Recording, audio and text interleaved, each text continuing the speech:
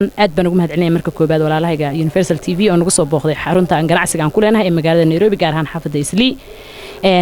ganacsiga waxaanu ku leenahay wadamo badan waxaa jira meelo badan alaabteeda jumle u geeyo sida Yurub oo kale Mareykan oo alaabteeda ay ka soo askumantay waxaan geynaa Dubai oo kale waxaan geynaa Soomaaliya oo kale aad baan idin soo dhaweynayaa dhamaantiin ifraaxay gabdhaha Soomaaliyeed inta badan laguma yaqaan ganacsiga ama ganacsigoodu inuu meel sare gaaro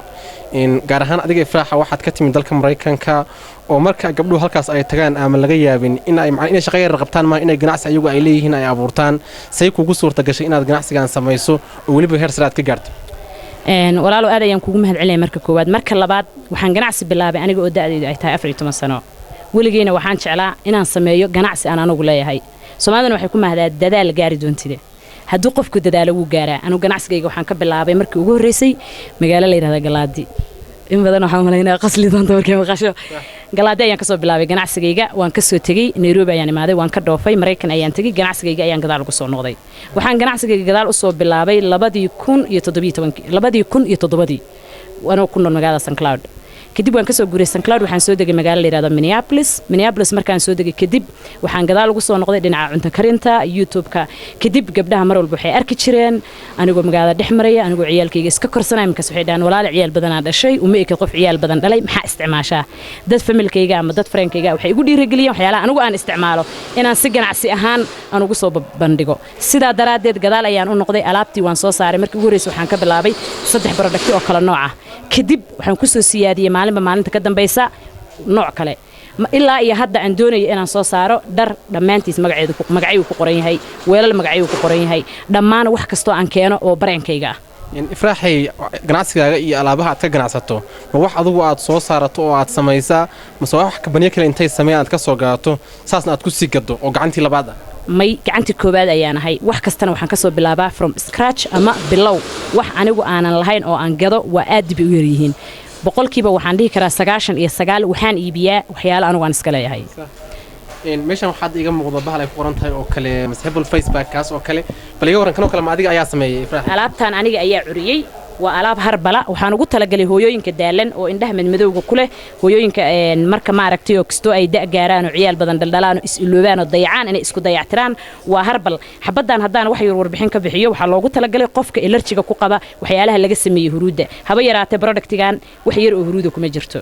maxay ka kooban yihiin maxaa laga sameeyay waxa la yiraahdaa chickpeas waxa laga sameeyay sunflower waxa laga sameeyay geedo badan oo la isu keenay oo dabiici ah waa harbal ifraaxay waxaad noo sheegtay in ganacsigaaga aad ka soo bilowday Mareykan iyo Galaadi iyo meelo badan oo soo maray haddana aad ka timid dalka Mareykanka Kenya ayaad ganacsi ka hirgelisay dukaankan maanta ayaa kaaga furan maxaad Soomaaliya uga hirgelin weysay Soomaaliya waxaan ku leeyahay xarumo aan geeyo alaabtayda oo jimle ah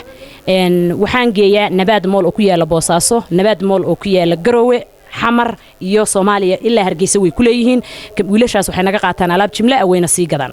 gabdhaha Soomaaliyeed waxaan dhihi lahaa anigoo dhalaya anigoo uur leh ayaan shaqaystay waana shaqaysanay waliin inaan sii shaqeeyo ayaan diyaar u ahay marka qof kasta waxaan dhihi lahaa adoo fadhiyo waxba kuma imaanayaan korukac shaqayso ku dayo gabar kale oo walaasha waxaan maanta newskan u duubayaa ama aan u invite gareeyay newska gabar kale oo walaasha oo ilmaha haysata laga yaabo inay istiraado ilmaad haysataa horena uma socon kartid inaad hadaa dadaasho gaari doonto adoo dhalaya adoo uur leh adoo uman intaba aad shaqaysan kartid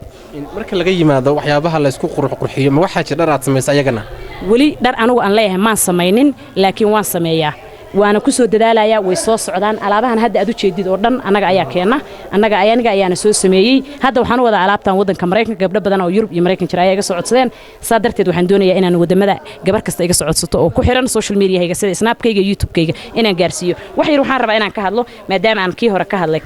kan waxa waaye facial mask 10 sano ayuu gadaal ku dhigayaa ku qoran gabdhaha aad ayay uga heleen aad ayay u jeclaadeen dhamaantoodna waxaan leeyahay inta feedback quruxda badan ka soo celisay waad mahadsantihiin waa alaab aad u wanaagsan ifraaxay bahalkan oo kale waxaan u jeednaa inuu yahay bahal sajlataysan oo bahalkii oo adigu aad soo farsamaysay warshada iyo bahalaasaan lagu sameeyay adiga miyaa iska laho adiga miyaa gaar ku taha warshad kamida warshadaha alaabaha sameeyay ayaan la heshiiyaa waxaan u geystaa ingredientigayga ayaa la akhriyaa waa la soo baaraa markii la arko inuu yahay wax aan dadka waxba yeelaynin oo dabiici oo dadka jirkiisa u wanaagsan ayaa alaabta la ii soo saaraa oo ay ku baasaan ama ku guuleystaan imtixaamada laga qaado la mariyo waxa jira tastiye laga qaado markii aad soo saaraysa alaabta oo dawladda Mareykanka ka qaado iyo waaxda kasta markay waxaas khasab yes wax aan la soo baas garaynin ma soo saari kartid alaab markaad soo saaraysid wadan kasto aad ka sameynaysid aniga Thailand aan ka soo sameeyaa Mareykan aan ka soo sameeyaa India aan ka soo sameeyaa alaab aan la baarin meel ma geyn kartid ifraaxay waxaad ka mid tahay gabdhaha tirakoobka ee Soomaaliyeed ee markii la barta YouTube-ka aad looga yaqaano sidee ayay kugu suurta gashay inaad heerkaas gaarto oo sidaas YouTube dhinacaan uga noqoto markii ugu horeysay markaan YouTube furanay waxaan ku noolaa Mareykanka gaar ahaan magaalada Minnesota wax kasta oo aan qabanayo waxaan jeclahay inaan qabto 100% markaan YouTube furanay qorshahaygu ma ahayn lacag ka hel ama lacag ka sameey ama hal lagu barto dooqayga ama habadkayga ayaa wuxuu ahaa inaan cuntada kariyo maadaama aan jeclaa inaan cuntada kariyo markii ugu horeysay waxaan furtay Snapchat intaan YouTube furanay ka hor gabdhaha waxay soo weydiiyeen mar walba cuntada sawirkeedaan share gareyn jiray waxay dhaheen Facebook-na waan dhigi jiray waxay dhaheen isku filan abaayo cuntadan aad mar walba soo bandhigtid si aanu markaanu danaha naga qabsano kadib u daawano maadnoo furtid YouTube account aan ka daawano saa darteed YouTube baan furay markastana waxaan isku dayi jiray wax wanaagsan oo qurux badan oo dadka indhahoodana soo jiidan kara waxana ay ka faa'iidi karaan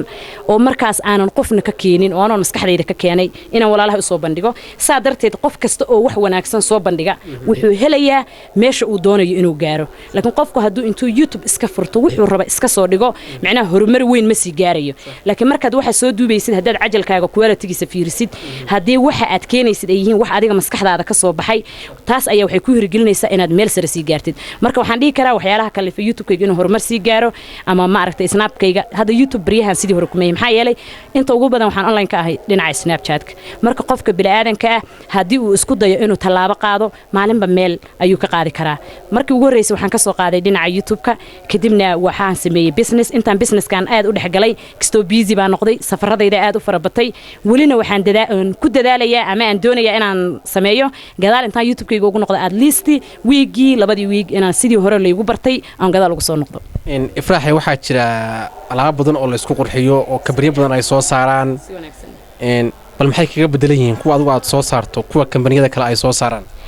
anigu aan qofna jaayfeenin qofna aan kambanigiisa waxba ka sheegaynin waxaan dhihi karaa qof kasta wuxuu cunaa waxa uu calaf ku leeyahay wax walibana waa nasiib waxaan dhihi karaa oo nasiib ilaahay siiye weeye wax kale aan dadka dheerahay ma jiraan runtii xaqiiqada markaan ka hadlo productigaygu wuxuu u socdaa zaa'id aad ayaa loo iibsadaa reer Mareykan haday tahay reer Yurub haday tahay reer Soomaaliya haday tahay reer Kenya haday tahay maasha Allah aad ayuu noogu socdaa customerkana 100% waan u mahad celinayaa idinkana aad baan idinku mahad celinayaa waxaan rabaa wax yar inaan ka hadlo alaabaha waxa ay kala yihiin iyo waxyaalaha ay taraan saliidan waxaan ka soo saaray wadanka Mareykanka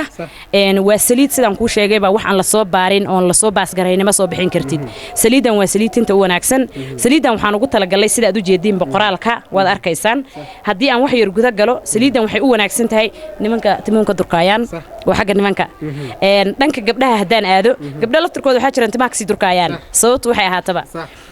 mideeda kale waxay kala caawisaa tinta jajabaysa tinta daadanaysa tinta aan baxaynin timaha isku dhegdhega dhammaan waxaas oo dhan way daryeeshaa waxa la dhahaa complete wax alla wixii cilada oo ay qabaan timahaagu ayay ku dhameystiraysaa saliidan okay halkan hadaan dhigo kan waxa waaye nafaqo ama scrub sida aad u jeedaan scrubkan gabdhaha ayuu u wanaagsan yahay raggu xitaa way marsan karaan xaqiiqadii dad skinka ama wasaqda jirka korta ayuu soo dajiyaa wuxuu kale oo clean gareeyaa qorraxda ama sun damage waxa loo yaqaano arrimahaas oo dhan wuu u wanaagsan yahay 15 daqiiqo wax ka yar buu wajigaaga saaraanaya kadibna biyo ayaad iskaga biyo raacinaysaa kareenkan waad u jeedin waxa ku qoran markii hore iyo markii dambe ama before and after gabdhaha aad ayay u isticmaalaan waxaan dhihi karaa kareenkan waa dumar kaliya kareenkan waa kareen lightning ah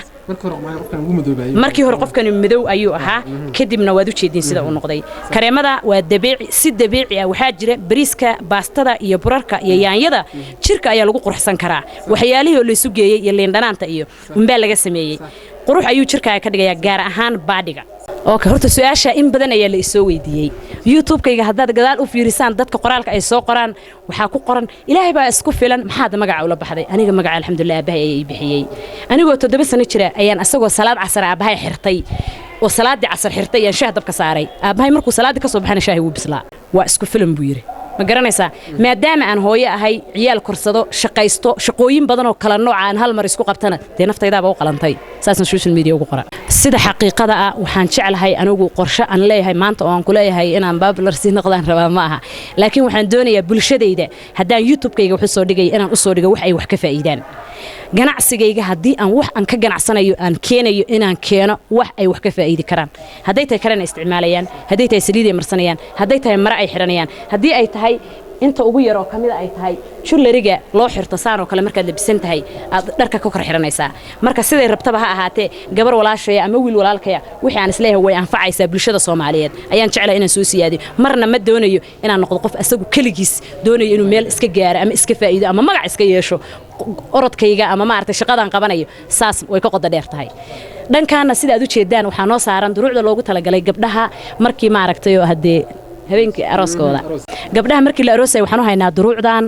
oo aad qiimahooda u kala duwan yahay garbasaarahan sida aad u jeedaan alaabahan dhan waxaan dhihi karaa waxaan ugu talagalay gabdhaha walaalahaya inay isugu qurxiyaan odayaashooda markay guriga joogaan ama markii aroos looga soo waco kale